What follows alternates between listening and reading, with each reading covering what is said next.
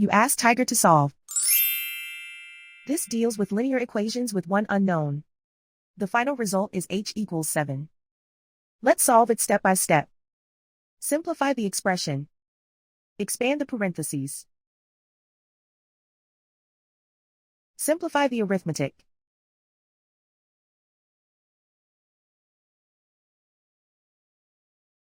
Group all constants on the right side of the equation. Add 11 to both sides.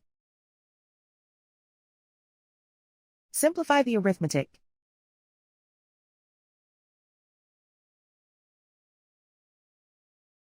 Isolate the h. Divide both sides by 2.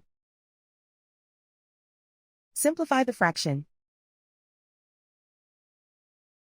Find the greatest common factor of the numerator and denominator. Factor out and cancel the greatest common factor.